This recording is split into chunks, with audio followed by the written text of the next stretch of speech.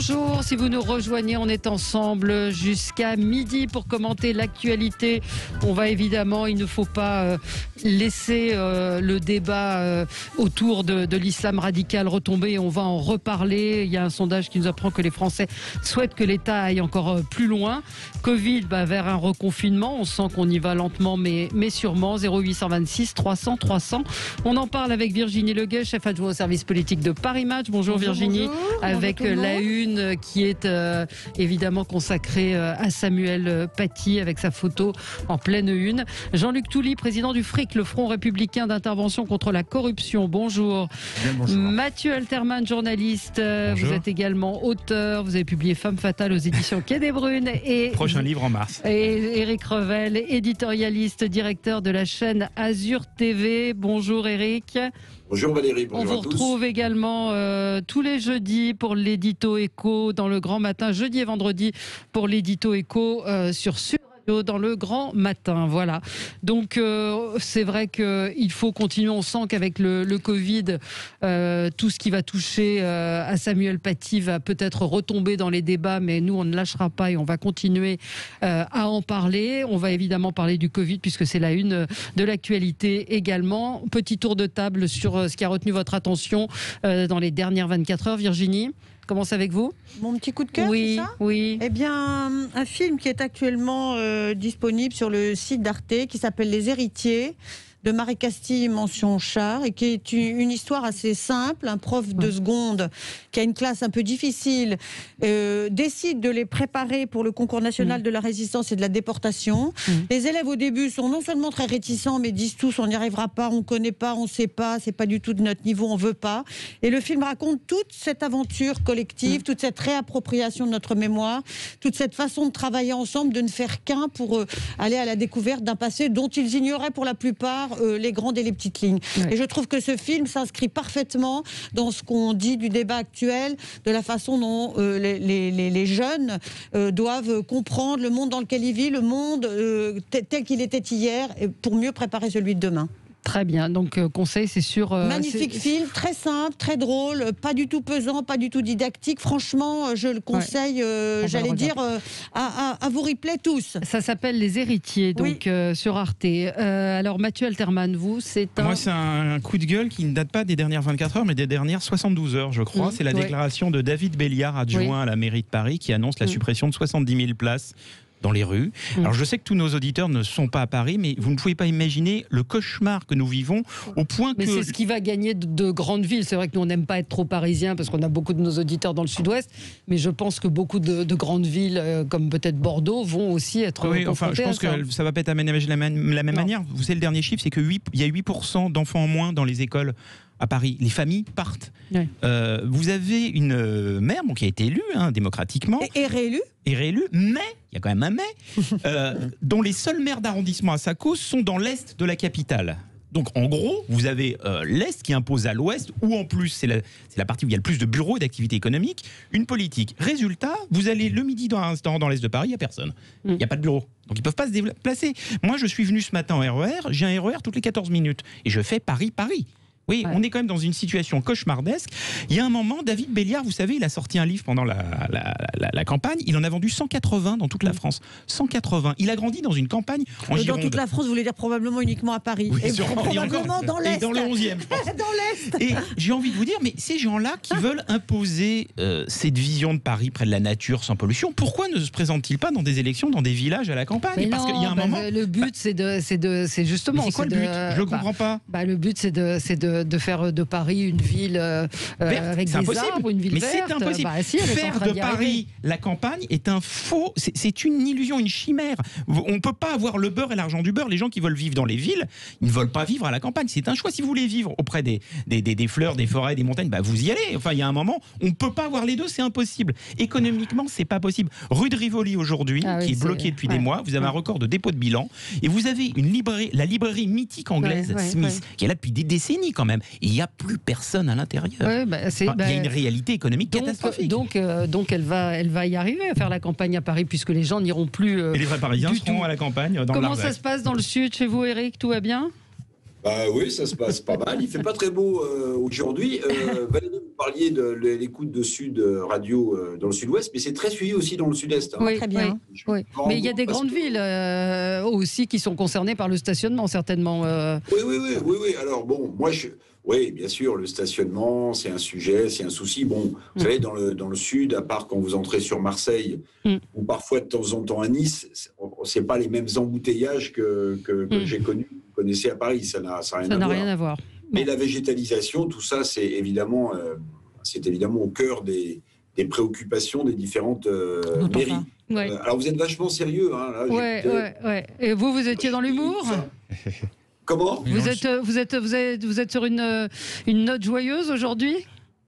Moi, je voulais faire un coup d'humour, alors un coup de cœur en forme d'humour, parce que tout ça est tellement anxiogène. Vous voyez, je regardais jusqu'au titre du futur James Bond qu'on attend qu'il sorte plutôt pour maintenant le mois de mars 2021, qui s'appelle Mourir peut attendre. Vous imaginez, Mourir peut attendre. Bon, on n'en peut plus. Alors moi... il y a eu Demain ne meurt jamais. Mais avant, c'était en musique 2 fois, au moins, il y avait un espoir. Voilà, il y avait Demain ne meurt jamais, il y avait des choses comme ça. Mais Voilà, là, c'est Mourir peut attendre. Bon, très bien. Alors moi, je voulais dire, écoutez, je voulais lancer un appel au gouvernement très sérieusement humoristique. C'est-à-dire que plutôt que nous faire le supplice chinois du couvre-feu, un coup à 21h, puis bientôt à 19h, peut-être pour un reconfinement local. Allez-y, reconfinement pour tout le monde. Je veux un reconfinement. On n'aura plus de bruit dans les cités, on n'aura plus de bruit. Vous n'aurez plus d'économie non plus. On se portera mieux. Oui, les animaux, de nouveau, se rebaladeront dans les villes, dans les rues des villes. On a vu ici, en Méditerranée, des poissons qu'on ne voyait plus, qui s'approchaient du bord. Allez, reconfinez-nous. Mais je ne comprends pas l'économiste. Arrêtez le supplice chinois, le goutte à goutte. Reconfinez-nous. L'économiste libéral que vous êtes est évidemment ironique. Oui, bien sûr, parce que non, mais je suis ironique, mais parce que j'essaie de rire d'une situation qui se complexifie de jour en jour. La flambée, elle est partout en Europe. Bon, la deuxième vague, je sais pas comment on peut l'appeler, mais c'est évident qu'elle est là. Et c'est vrai, vous avez raison, Valérie, c'est que les conséquences sur l'économie sont absolument monstrueuses. On n'en mesure pas le début du commencement en réalité. Ouais. Parce que vous savez, quand vous discutez avec les patrons de PME, de TPE, de petites entreprises qui ont pris les fameux prêts garantis d'État, vous savez, là, ce qui vous permet de vous endetter. En fait, la plupart d'entre eux ne savent pas du tout comment ils vont les rembourser, ces prêts garantis d'État. Donc derrière, quand on va soulever le couvercle de la cocotte minute, la situation économique et sociale risque d'être vraiment très dure. C'est pour ça que je voulais commencer par un truc souriant. Pour terminer, Valérie, vous m'en donnez l'occasion. Beaucoup plus sérieux. Un peu moins optimiste. Ouais. Alors je peux toujours dans le même sens. Il y a un livre qui s'appelle un peu comme le futur James Bond. C'est les requins de la fin de vie.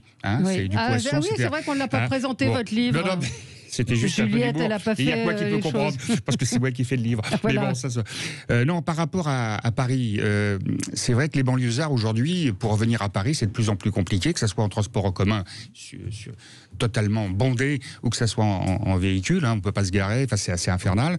Il faudrait aussi que Paris, à ce moment-là, prenne la station d'épuration des eaux usées de Paris dans sa ville, parce que pour l'instant, elle est en banlieue. Vous voyez.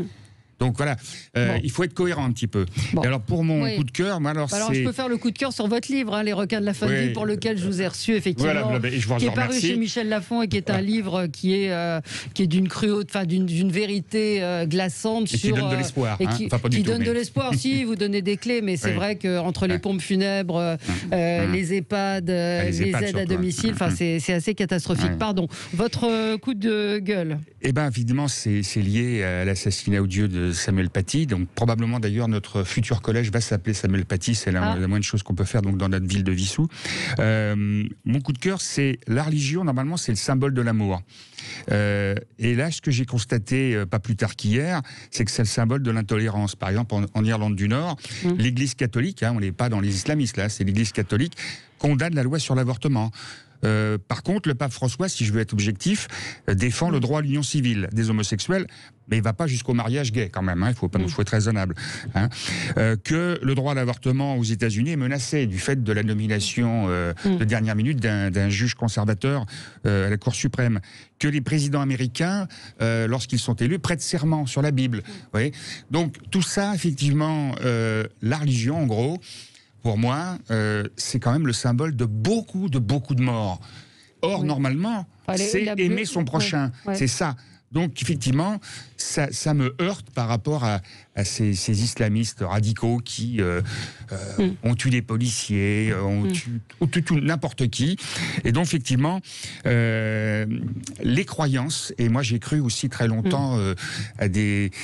comment dire, c'était pas des croyances religieuses, c'est des croyances politiques, au communisme, au bonheur de tous. Et ben, je pense que les croyances font beaucoup de mal. Oui, mais enfin, jusqu'à récemment, ça tuait pas. Alors, j'en rajoute un petit peu pour montrer qu'il n'y a pas que les islamistes, il y a beaucoup de choses de croyances ont beaucoup tué dans l'histoire. Enfin, donnez-moi des meurtres récents. Vous semblez relativiser. Non, je relativise. Je voudrais juste, à mon avis, je dis que ça existe aussi, malheureusement. Avoir le point de vue d'un non-croyant, parce que je ne suis pas croyant, il me semble que le problème, c'est que ce qu'il faut, c'est que les pratiquants de la religion prennent le maximum de distance avec le dogme tel qu'il a été écrit au départ. Et le problème de l'islam, c'est qu'il n'y a pas cette distance comme a eu le Vatican avec Vatican II, par exemple, dans les années 50-60, avec une refonte. Je pense que le rame, il est là. Si vous dites on fait exactement uniquement ce qu'il a écrit, effectivement, on n'avance pas, il n'y a pas de réflexion. En revanche, si on laisse s'épanouir l'individu qui prend le texte qui lui fait du bien et se dit dans la société d'aujourd'hui, qu'est-ce que je prends, qu'est-ce que je prends pas, là, effectivement, il n'y a aucun problème. On va en reparler, évidemment. Moi, j'avais... une interrogation sur une phrase de Clémentine Autain qui a dit « Est-ce que ce pays a perdu la tête ?» Phrase qui est exactement identique à celle de Tariq Ramadan. Tariq Ramadan avait fait un tweet en disant les gens qui leur écrivent des vannes, le pays a perdu la tête. Alors après, il a changé sa phrase, mais enfin, je trouve que c'était pas spécialement malin de dire ça. Je sais pas si elle l'a fait exprès ou pas. En tout cas, c'est nul. Non, mais attendez, je voudrais rebondir là-dessus. Clémentine Autain, elle était sur France Info il y a 3 jours, dans un débat où, face à Gilles Clavreul, spécialiste, notamment président du Printemps républicain, ancien préfet auprès de Manuel Valls, lui explique les problèmes du CCIF, notamment qu'ils engagent sur leur site internet un caricaturiste brésilien qui a gagné le concours de la meilleure caricature sur la Shoah en Iran il y a 5 ans. Et réponse de Clémentine Autain: je ne suis pas au courant. Donc à un moment, on interroge quand même quelqu'un qui n'est pas du tout au courant du sujet. Quand même. Il va falloir le dire. Après, on ne peut pas faire des points entre les caricaturistes. Oui, enfin, c'est pas un hasard s'il demande un type qui est au Brésil. Oui, bien sûr. Eric? Oui, non, juste sur Clémentine Autain, parce que j'ai vu l'extrait. D'abord, j'aurais 2 remarques à faire. C'est que parfois, moi, j'entends des journalistes sur certains plateaux de radio du service public interviewer des personnalités qui pensent comme eux, et c'est tellement flagrant, si vous voulez, que ça en devient extrêmement gênant. C'est-à-dire que, voilà, peu importe, je connais cette journaliste, bon, elle a toutes ses qualités, mais je veux dire, passer la pommade comme elle la passe à Clémentine Autain avec aucune question dérangeante, avec elle va dans son sens, elle la comprend, etc., c'est juste parfois extrêmement... on a du mal à respirer, quoi. Et sur la petite phrase de Clémentine Autain, bon, vous avez vu quand même que sur la France Insoumise ou sur l'UNEF, y compris Jean-Michel Blanquer a quand même essayé de montrer qu'il y avait une responsabilité, en tout cas dans certains termes, entre ce qui s'est passé et la position de certains partis politiques ou de certains syndicalistes. Cette parole-là me semble se libérer maintenant. Alors peut-être qu'on en fait trop, peut-être que le gouvernement est passé maintenant à une offensive démesurée et subite, mais entre la sortie de Jean-Michel Blanquer et les remarques sur la nourriture halal dans les supermarchés de Gérald Darmanin, on a l'impression que le gouvernement ne sait pas comment prendre le sujet, le prend de manière assez maladroite d'ailleurs, en confondant tout et en mélangeant tout, parce qu'il sent que là, on a sans doute atteint un point de rupture dans la tête des Français avec cette décapitation. Et si Madame Autain veut faire de l'humour en disant que ce pays a perdu la tête, il y a parfois indirectement des discours ou des phrases qui peuvent entraîner que certains la perdent réellement, la tête. Oui. Pardon, peut-être, restons sur le sujet. Moi, j'étais un petit peu désolée ce matin en préparant l'émission parce qu'on a parlé effectivement de Samuel Paty pendant plusieurs jours.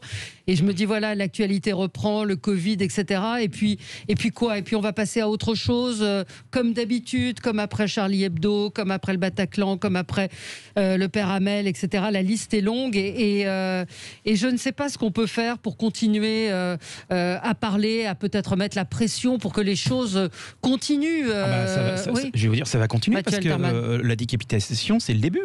Il va y avoir d'autres catastrophes comme ça, donc on n'en est pas sorti du tout. Oui. Je ne veux pas positiver de manière négative, mais enfin, malheureusement, ça va. Mais le gouvernement a annoncé un certain nombre de mesures. Mais la suite, c'est quoi? Encore une fois, c'est la question qui se pose. C'est concrètement, quelles sont les mesures? Je fais une petite parenthèse. J'ai vu ce matin Aurélien Véron, qui est très anti Anne Hidalgo et qui tweete beaucoup sur la capitale. Il a montré hier soir, à côté de Belleville, bien après 21h, des affrontements entre bandes rivales à coups de mortier d'artifice. Donc, 1, le couvre-feu n'est pas respecté. 2, il n'y a pas de contrôle. On nous a annoncé plein de trucs. Je ferme la parenthèse, ça n'a strictement rien à voir avec Samuel Paty, mais ce que je veux dire, c'est que voilà, il y a des choses, des lois, des trucs qui sont imposés. Il y a un travail à faire sur le judiciaire. Et puis, il n'y a pas de suite derrière, Virginie. Moi, il me semble que... Et là, j'ai été très frappée, peut-être pour la première fois. Autant l'émotion a été immense, très forte pour Charlie Hebdo, le Bataclan, Arnaud Bertram, le père Hamel, Mohamed Merah. Autant là, l'émotion a été très forte, mais ce qui est arrivé très vite, c'est la colère. La colère des enseignants qui ont dit, lorsqu'ils étaient dans la rue, mais nous, ça fait 20 ans qu'on tire des signaux d'alarme, ça fait 20 ans qu'on dit qu'on s'est fait agresser, insulter, qu'il y a des matières qu'on ne peut plus enseigner, que nos rapports avec les parents sont de plus en plus difficiles. Ça fait 20 ans qu'on alerte notre hiérarchie, ça fait 20 ans qu'on crie dans le désert. Et là, leur colère était très forte. Ils étaient, j'allais pas dire à peine surpris, mais ils ont dit, voilà, nous, on vit dans cet univers-là quotidiennement, personne ne nous a entendus, personne ne veut nous entendre. Et je rappelle qu'en 2002, c'est l'année où est paru les territoires oubliés de la République. En 2004, c'était le rapport Jean-Pierre Aubin qui dit comment on a laissé l'islamisme pénétrer l'école et qui a probablement une forme de lâcheté collective de la gauche et de la droite depuis 20 ans ou 30 ans, qui a consisté à arranger les choses, lâcher ici, autoriser là, parce qu'on est à la veille d'une élection et que finalement on est sous pression d'une partie de sa population. Et que c'est cette colère-là, face à cette succession de compromissions, de renoncements, d'abandon, c'est cette colère-là qui ne lâchera pas. Et c'est cette colère-là qui fera que peut-être le pouvoir politique va être obligé de bouger. Alors ça tombe sur Macron. Oui, mais il y a eu une colère après Charlie Hebdo, il y a eu une colère après le Bataclan. Là, j'ai trouvé qu'elle avait été quasi immédiate. C'était pas la même chose, la colère. Là, c'est des gens dont moi, je vais le dire, on se fait traiter de facho depuis 20 ans quand on dit en gros qu'il y a un problème dans certaines zones. Vous savez, il y a 30 ans, quand il y a eu la première affaire du voile, il y a eu 2 personnalités à gauche qui ont été très courageuses, qui étaient les 2 seules qui sont allées devant. C'est Finkielkraut et Elisabeth Badinter. Tout le reste du PS s'est mis à plat ventre, dont Jospin a dit surtout ne faites pas de vagues, ne faites pas de vagues, ne faites pas de vagues. Avec le faites pas de vagues depuis 30 ans, on en est là aujourd'hui et les gens en peuvent plus. Ils sont en train de dire, écoutez, c'est horrible, mais on avait raison. Voilà. Moi, ce que j'ai remarqué quand même dans les médias, depuis cet assassinat odieux, c'est que la position du Rassemblement national par rapport aux autres, qui était très différent, puisque lorsque le Rassemblement national dénonçait un certain nombre de choses, on disait il faut faire le front républicain, c'est les gens extrémistes, etc. Là, je vois que maintenant, quand j'entends des leaders du Rassemblement national par rapport aux autres, on voit pas trop la différence. Donc ça c'est nouveau. Je constate ça, c'est-à-dire qu'on a l'impression que des gens de gauche, encore plus des gens de droite, en fin de compte, viennent tout doucement sur ce que disait, et ce qui était intolérable il y a quelque temps encore, les propos du Rassemblement national. Je ne comprends pas ce que vous dites. C'est pas parce que le Front National dit, le Rassemblement national dit il pleut, qu'on va dire il fait soleil. Il y a un moment, si le Front National a dit des choses qui étaient alertées sur des choses... Mais on est d'accord. Non, ce que je dis, c'est que je constate un changement de positionnement de la droite et de la gauche par rapport à des choses où ils étaient visiblement en opposition par rapport... Mais le fait d'introduire le Rassemblement national, ça implique en gros que c'est les fachos qui sont en train de... Si on dit qu'il y a un problème avec l'islam politique, et je redis bien l'islam politique, et pas l'islam. Eric. Oui, pour répondre à notre ami, il y a quand même 2 choses.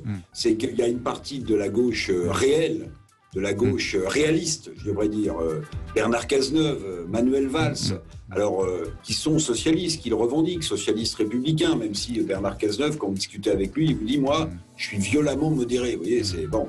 Mais en fait, ils se rendent bien compte que ce pays est en train de basculer dans quelque chose que l'on ne veut pas, que l'on ne peut pas tolérer. Oui, donc c'est pas une gauche qui vient sur les plates-bandes du Rassemblement national, c'est simplement des gens qui ont été au pouvoir, les 2 ont été premiers ministres, et qui constatent que ils n'ont pas fait suffisamment, mais que surtout leur famille politique, une partie d'entre elles, a dérivé et n'a pas voulu se rendre compte de ce qui se passait dans les profondeurs de ce pays. Et sur l'assassinat de ce professeur d'histoire, moi je dirais 2 choses. La première, c'est que pourquoi est-ce qu'on est aussi bouleversé, aussi choqué? Et parce que le mode de mise à mort est le bout de la barbarie possible lorsqu'on est un être humain. On ne peut pas imaginer décapiter quelqu'un. On ne peut pas l'imaginer. Mais il y avait déjà eu un chef d'entreprise, je le rappelle, qui a été décapité. Là, il y a retrouvé sa tête sur un grillage. Oui. Absolument. Mais là, il y a la raison. Il y a plus de 40 ans qu'on guillotinait quand même en France. Il y a aussi, il faut pas se payer de mots, mais il y a aussi ce que ça signifie. C'est-à-dire que la mise à mort d'un professeur dans l'exercice de ses fonctions, c'est nier tout ce que nous sommes. Parce que souvenez-vous, pour faire un petit point d'histoire, qu'en 1848, lorsque la Seconde République naît, on pense que seul le suffrage universel pourra incarner la démocratie dans ce pays. Cette Seconde République, je crois qu'elle dure 4 ans. Pourquoi? Parce que c'est pas suffisant, le suffrage universel. Ouais. Voilà pourquoi le pilier central qui va devenir le pilier de la démocratie, c'est l'éducation. Ouais. Donc la mise à mort d'une barbarie inouïe de ce prof, c'est à la fois la mise à mort d'un être humain comme on ne peut pas l'imaginer, mais c'est aussi, d'une certaine manière, la mise à mort du pilier républicain qu'incarne l'éducation. Éric, on est obligé de marquer une petite pause et on se retrouve dans un instant avec vous et vous, auditeurs de Sud Radio, 0826 300 300. Avec vous sur Sud Radio, on est ensemble jusqu'à midi. Nous commentons l'actualité compliquée, le débat autour de la religion, de la laïcité. Et on en parlait à l'instant parce que c'est un petit peu ce que je disais au début. C'est qu'est-ce qui va changer? Qu'est-ce qui change? Moi, j'ai eu une enseignante hier qui m'a raconté qu'elle a un enfant donc réfugié qui est arrivé dans une de ses classes en 6e, qui a 15 ans, qui ne parle pas français et qui refuse de parler français en cours de français. Elle l'a signalé, les autres profs lui parlent anglais. Et elle l'a signalé et on lui a dit pas de vague, vous retournez dans votre classe, vous devez lui parler anglais. Donc bon, ça n'a rien à voir sur le fond, mais ça a à voir quand même. C'est-à-dire que c'est un gamin qui a 14 ans, 15 ans, qui a une moustache, qui arrive voilà, et on lui dit bah non, vous vous débrouillez quoi. On l'abandonne une fois de plus. Moi, ce qui me choque, c'est que certains professeurs ont accepté de lui parler directement en anglais. Pourquoi? Absolument. On est dans l'école de la République, le langage c'est le français, tout le monde doit lui parler français. Et s'il refuse de parler français, c'est son affaire. Il faudrait peut-être faire signer une charte par les élèves sur les valeurs de la République, la laïcité, plutôt que de leur faire signer un règlement, on leur dit de pas manger du chewing-gum. Enfin, à mon avis, il y a quand même des priorités. Je suis pas sûr, non? Non. Il y a une charte en disant vous devez respecter le principe de neutralité, laïcité, liberté. Mais quand on voit il y a des réactions. Aujourd'hui, on voit le maire de Bron qui a été, sa ville a été taguée, il a été menacé de décapitation. Et Jean-Luc nous évoquait un de ses collègues qui a reçu des menaces de mort parce qu'il avait affiché les caricatures. La population va être bien seule face à tout ça aussi. Éric Revel. Bien sûr. La population est seule. Et vous voyez, je me faisais une réflexion, Valérie, quand on s'est remémoré l'horreur de ce chef d'entreprise, je crois, qui avait été également décapité. Je crois que ça se passait dans le nord de Paris, me semble-t-il, vers Roissy, enfin je ne sais plus trop. C'est la faculté qu'on a à oublier avec une allure vertigineuse les horreurs qui nous ont frappés. Et c'est absolument incroyable. On passe d'un drame à un autre drame, comme si notre mémoire voulait évacuer les souvenirs les plus douloureux et les plus difficiles à digérer mentalement. Mais quand vous additionnez tout ce qui se passe sans vouloir noircir le tableau, on s'aperçoit que ces attentats, ou de loups isolés, ou de bandes islamisées, il y en a quand même depuis des années un paquet dans notre pays. Et quand on additionne tout cela, on ne peut pas être optimiste. Non. Moi, ce qui m'a frappé tout de suite après cet odieux attentat, c'est des voix crédibles dans le monde du renseignement qui ont pris la parole, ou dans le monde de la police, et qui ont fait état de leur crainte que se multiplient ce type de faits dans les mois, dans les semaines qui viennent. Alors, je ne suis pas là pour jeter, si vous voulez, la torpeur et l'effroi, mais vous avez raison, Valérie, il ne faut pas oublier ce qui s'est passé à Conflans-Sainte-Honorine, jamais. Et il faudrait d'ailleurs rappeler régulièrement, comme lorsqu'on a des otages détenus ailleurs dans le monde, jour après jour, il faudrait faire des piqûres de rappel sur les horreurs que nous subissons au nom d'un islam radical qui ne veut pas de bien, c'est le moins qu'on puisse dire, à notre civilisation judéo-chrétienne. Éric, il y a juste une chose, je voudrais rajouter ce que vous avez dit. Moi, je ne suis pas d'accord sur le fait qu'il faille être pessimiste. Je pense que ce qui est important, c'est que les gens qui auparavant étaient plutôt neutres, qui ne s'exprimaient pas, depuis une semaine, parle, la parole est libérée, et pour ça, je suis plutôt optimiste. Pour moi, le danger, c'est pas spécialement les extrêmes, c'est les gens qui au milieu disent « Ah bah on n'ose pas parler, on ne dit rien ». Vous savez, pendant la Seconde Guerre mondiale, c'était les gens qui disaient rien, le problème. Voilà, c'est ça. Et je pense que ces gens qui ne disaient rien sont en train de diminuer en nombre, que vraiment les gens ont envie de s'exprimer, de dire qu'ils soutiennent la laïcité et la République, et pour ça, je suis optimiste. Moi. Oui, mais si ceux qui soutiennent la laïcité et la République sont très isolés dans leur coin, et s'ils ne sont pas soutenus par chacun leur hiérarchie, chacun les structures qui sont au-dessus d'eux, il ne se passera rien. Et moi, j'ai été très frappée de voir que dans l'éducation nationale et dans d'autres domaines de notre société, personne ne soutient personne, et que finalement, tout le monde lâche un peu du terrain au fil des années, au fil du temps, au fil des occasions, et que c'est l'ensemble de la société qu'il faut réarmer et à qui il faut expliquer la laïcité est une valeur fondamentale de notre société, il faut la défendre au quotidien, il faut la défendre de façon intransigeante, de façon ferme, et pas trouver des arrangements raisonnables ou déraisonnables. Justement, sur la laïcité, moi, il y a quelque chose. Alors, pour moi, c'est pas du phénomène religieux.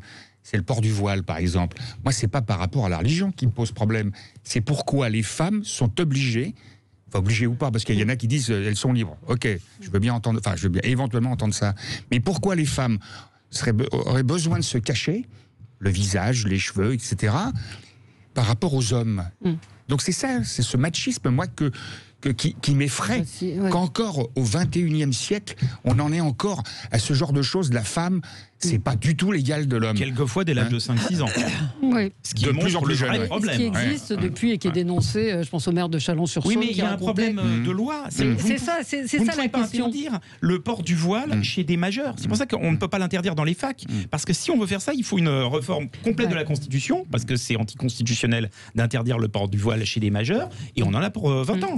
Alors, le sondage dit 60% des Français pensent que l'exécutif ne va pas assez loin.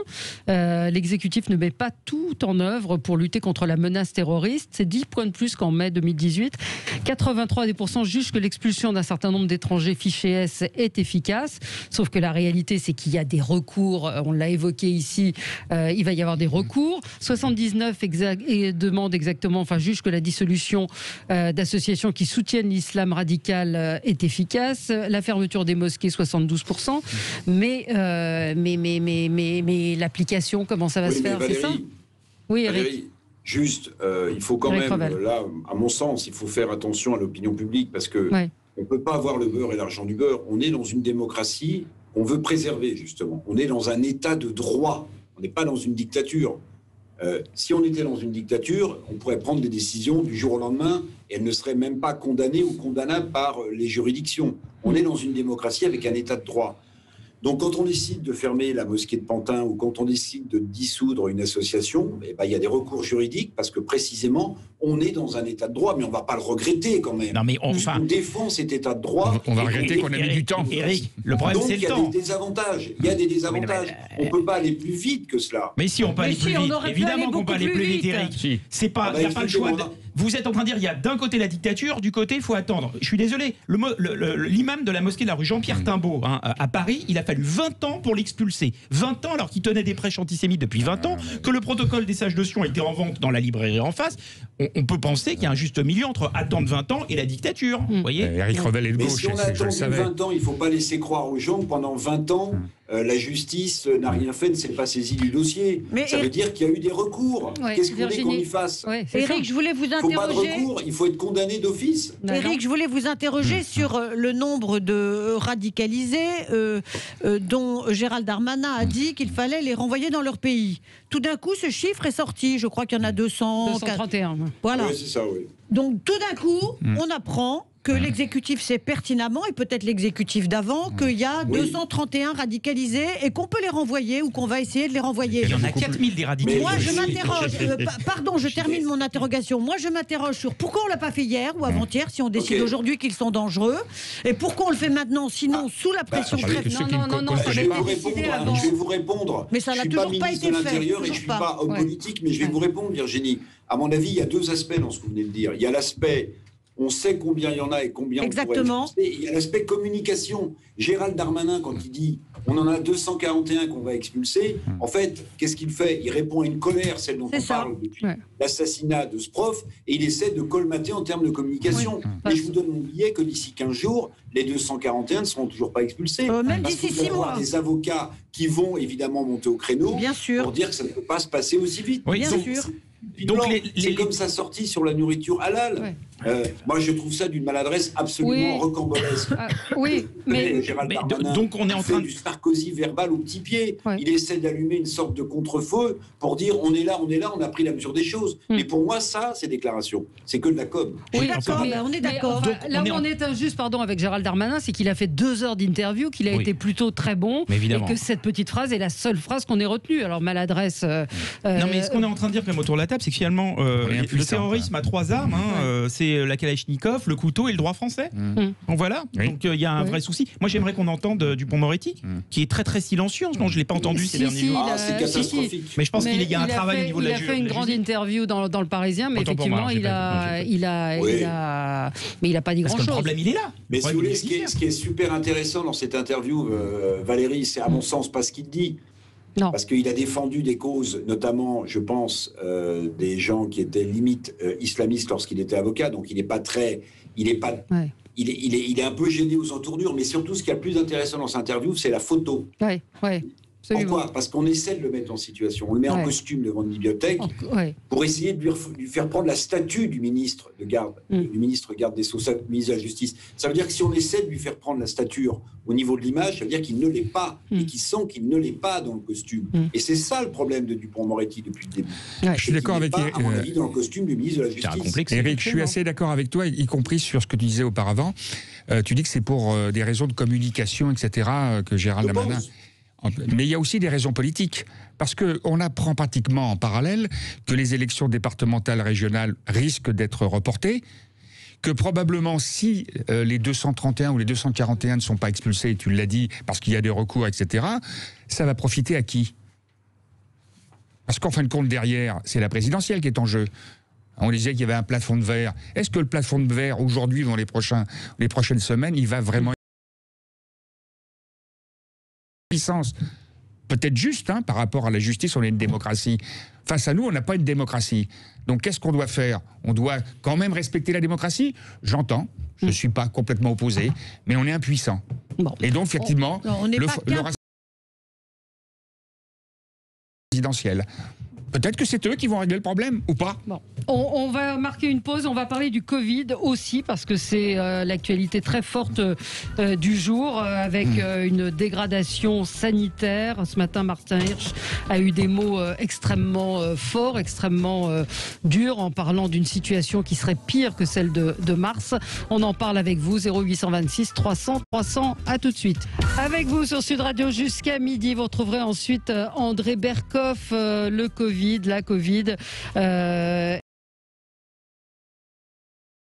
Nos hôpitaux, face à la dégradation du contexte sanitaire sur l'ensemble du territoire, l'exécutif, hier, vous l'avez vu, a décidé de renforcer la lutte contre le Covid. Castex a annoncé que le couvre-feu allait être étendu dès ce soir à 38 nouveaux départements.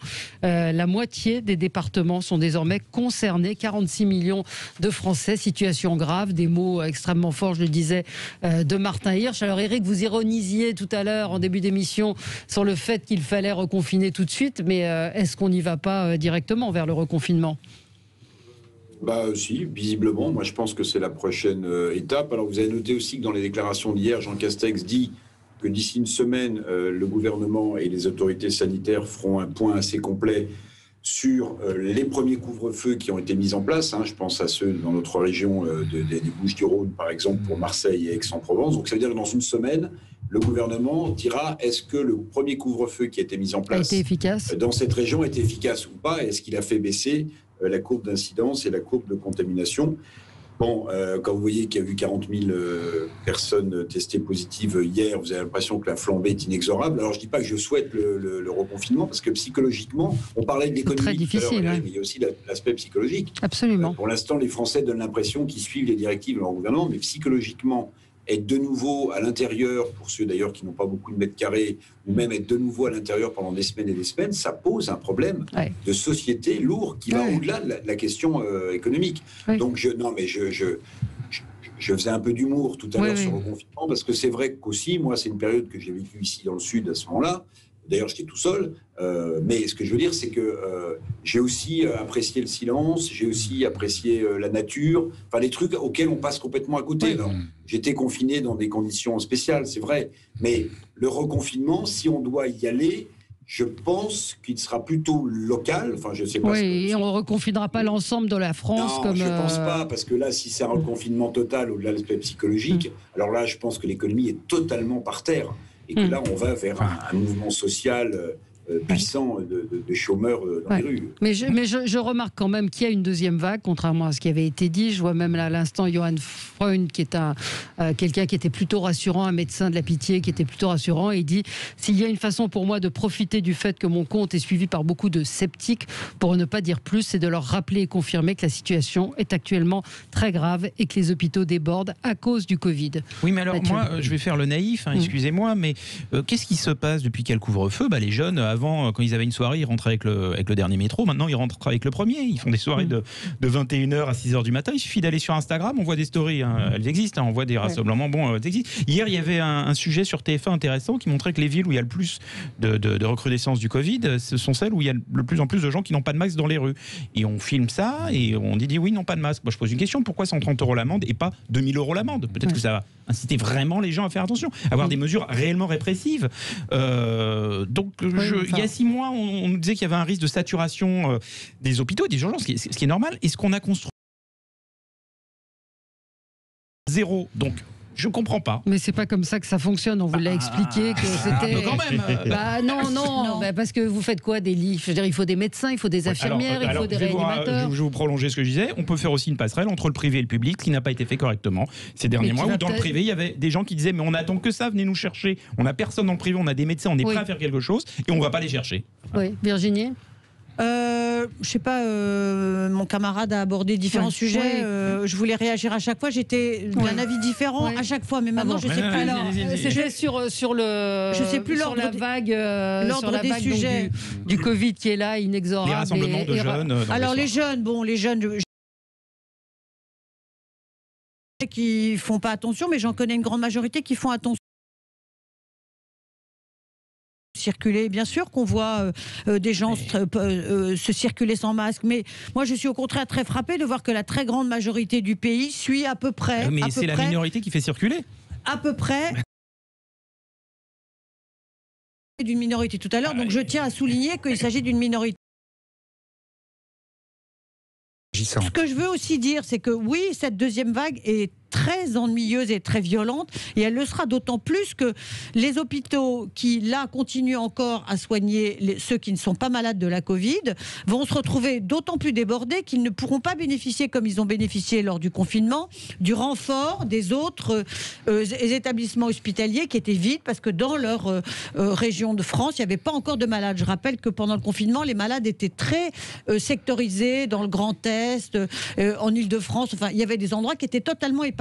Là, le virus est répandu sur le territoire de façon très homogène, et donc ça va être chacun pour soi. Et chacun pour soi dans un système où, de façon générale, les lits sont occupés à 80%, quoi qu'il se passe, en dehors même de la Covid, ça va très vite devenir l'embouteillage. Et le problème majeur qui se pose aux hôpitaux, c'est pas tant de faire des lits, là apparemment c'est possible, c'est pas tant d'avoir du matériel, pour l'instant ils en ont encore, c'est qu'ils n'ont pas de personnel. Il y a des postes d'infirmiers manquants, il y a des postes de médecins manquants, et ces postes-là ont été très très très partiellement comblés depuis 6-8 mois, mais ce qui est vrai, c'est qu'on en est quasiment à la situation d'avant le confinement. Oui, Eric, non, juste parce qu'on parle des difficultés des hôpitaux qui sont bien réelles. Alors là, et ça dure depuis des années. Je ne sais pas si vous avez vu l'interview de Jean-Pierre Jouyet, je crois, c'est dans l'Observateur, qui est un homme de gauche, qui a été patron de la Caisse, qui a été secrétaire général sous Hollande. Il admet que le problème des hôpitaux commence avec la mise en place des 35 heures. Absolument. Jean-Pierre Jouyet. Bien sûr. Après l'adjournamento de la gauche sur la montée de l'islamisme radical dans notre pays, voici qu'une partie de la gauche dit les mesures sociales que nous avons prises n'étaient sans doute pas les bonnes. Merci Monsieur Juillet, merci Madame Aubry, merci Monsieur Strauss-Kahn d'avoir mis en place les 35 heures dans les hôpitaux. Merci. Partout et ailleurs. Brigitte, une auditrice nous dit les zones écarlates avant les vacances ont eu le droit de s'éparpiller partout, donc les contaminations ont continué, se sont multipliées. Alors je ne sais pas si c'est trop tôt, mais c'est vrai que les vacances, c'était une question à laquelle le gouvernement aurait peut-être pu réfléchir. L'été. Mais même là. Mais alors, là, tout le monde est parti en vacances. Oui, mais Valérie, est-ce qu'on aurait pu empêcher les Français d'aller partir en vacances au mois de juillet, au mois d'août? Non. Non, mais je parle là des vacances scolaires. Non, mais Paris, je prends la région parisienne ou des régions comme Montpellier qui étaient zone écarlate. Il y a des gens qui vont bouger, aller d'une région à l'autre.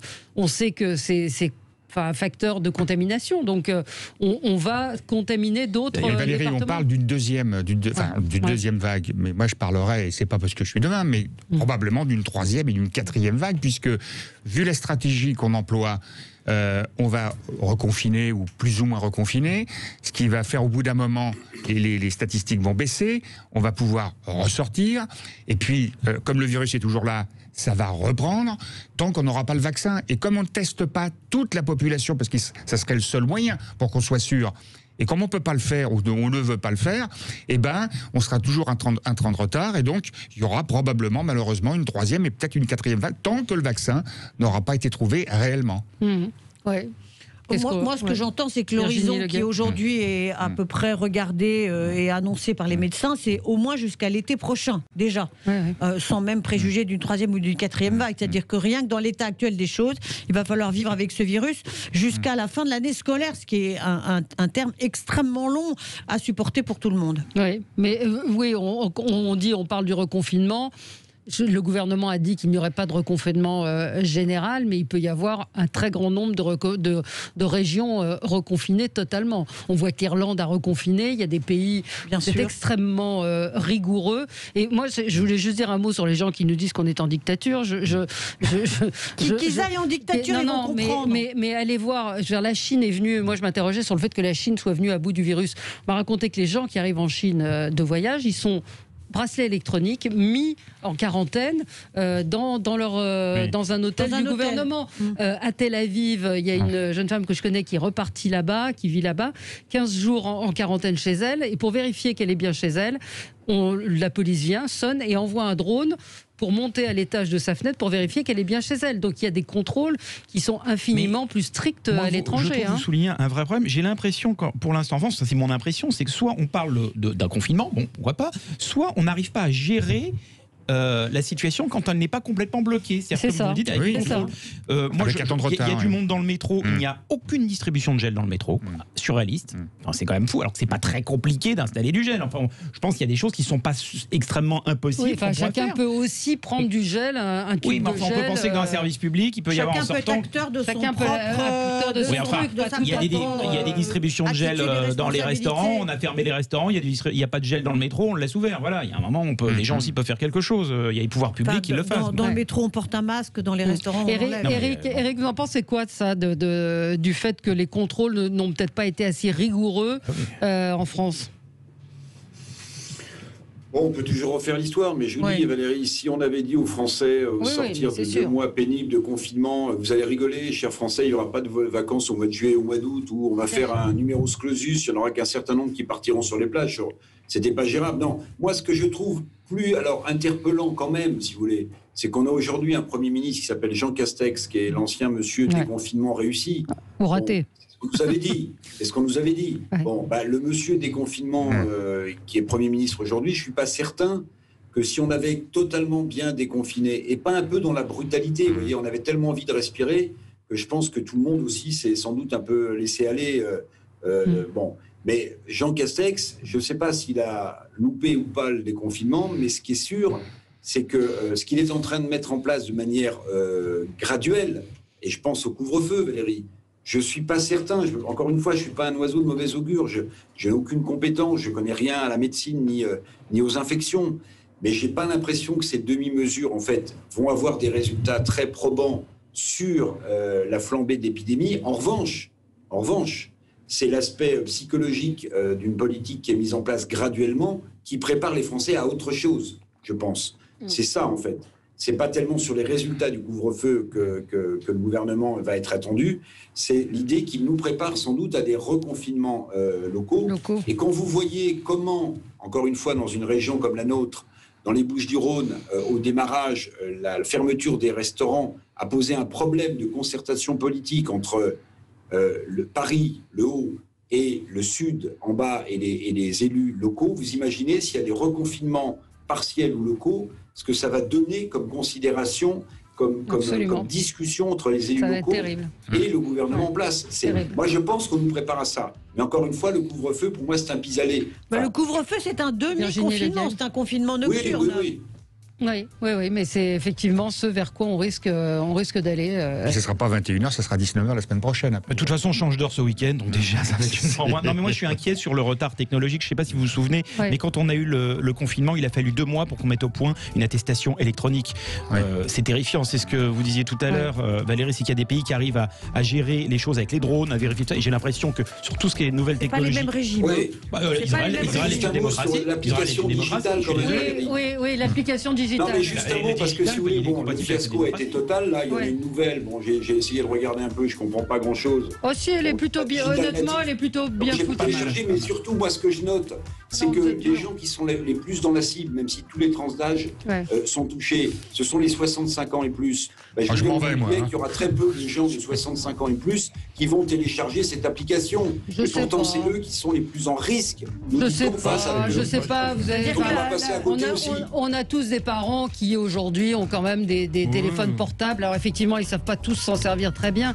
Moi, j'ai trouvé que l'application était plutôt pas mal foutue parce que vous avez les chiffres des nouveaux clés, des nouveaux cas, l'incidence, l'occupation des lits, comment se déclarer, où trouver un laboratoire. Ça a été présenté comme le couteau suisse de la Covid. J'ai trouvé que c'était plutôt pas mal foutu comme truc. Mais écoutez, on va voir si les Français seront plus séduits par cette appli. Un couteau suisse, mais Jean Castex n'avait même pas l'Opinel précédent. Oui, c'est vrai. Merci à vous, Eric. Merci beaucoup. Merci à Virginie, Jean-Luc et Mathieu. On se retrouve lundi. Très bon week-end. Oui, bon courage à tous.